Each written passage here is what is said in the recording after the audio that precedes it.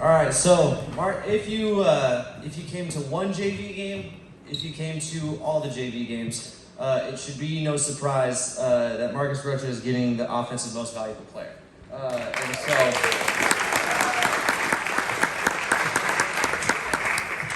let me catch my breath for a second because here we go. Third all time, these are all JV records. Third all time in touchdowns, not receiving touchdowns, just touchdowns with 15. Most passes caught in a game. Second all time was 7. Third all time was 6. Another third all time was 6. Most passes caught in a season. First with 43. Most yards gained in a game.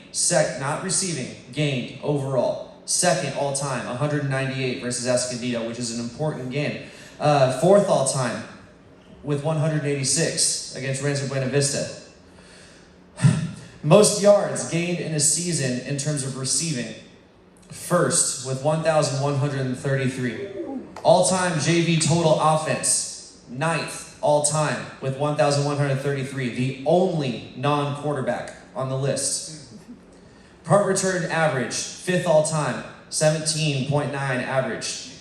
12th all-time for kickoff average. 22.1. His receiving yardage, like I said, 1,133 receiving yards. He got 6 rushing yards as well, which his total comes to 1,339. Here's the interesting part about those records. In terms of if you just took the guys that have the rushing record, so rushing yards on a JV season, the leader is 1,149, only 10 more yards. If you look at all the passing records, passing yards in a season, the leader is 1,300. He's second. If you converted his receiving yards into rushing yards, he would be second all time in JV history. If you converted his receiving yards into passing yards, if he was a quarterback, he would be second all time in JV history. Marcus Rocha, as a freshman, is already in the argument for the best JV season of all time in San Pasqual history. This kid was impressive. Give him a round of applause.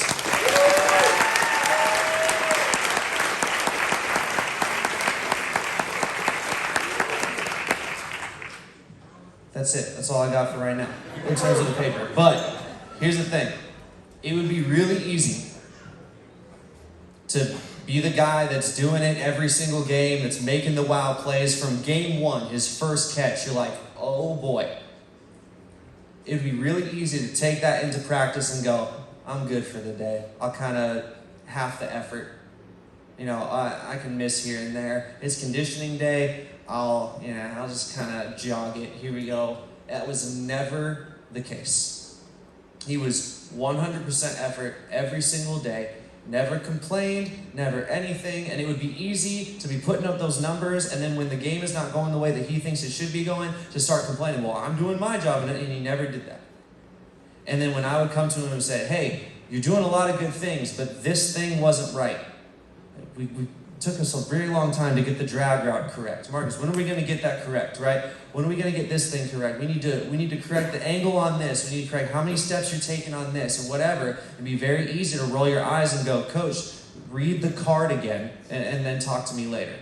But he never did that. It was always, yeah, you're right. Let's work on that, right? Let's do what we can do, right? And then, like I said at the beginning, helped out on the defensive side. Helped on special teams in all 3 facets of the game. Just kind of took over, and it's his freshman year. And so this kid, moving forward, I think you're just going to be hearing his name a whole lot. And it is going to be a lot of fun to watch him grow as a player, a lot of fun to see him operate on the football field, but it's also going to be a lot of fun to watch him grow as a human and to be his friend and to be someone that you get to if you get to interact with Marcus, it's going to be a great thing because he's an awesome dude. He cares for people. He has probably the most motivating Instagram story I have ever seen in my life. He's just motivational quote after motivational quote after motivational quote, and he carries that into everything that he does too. And so, dude, you are awesome. Thank you for letting me coach this year, and I cannot wait now.